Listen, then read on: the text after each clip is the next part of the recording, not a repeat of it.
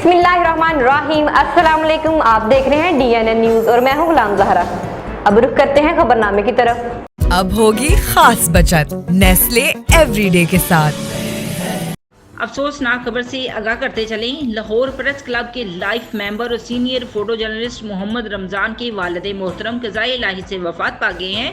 मरहूम की नमाज जनाजा आज 26 मई बरोज़ अतवार बाद नमाज बावक़्त शाम 5 बजे बामकाम जामिया मस्जिद आयशा सदीका अल हम्द गार्डन मनावा GT रोड लाहौर में अदा की जाएगी। रिहाइश एड्रेस E38 अल हम्द गार्डन मनावा GT रोड लाहौर। अब तक के लिए इतना ही। मज़ीद खबरों के लिए हमारे साथ रहिए।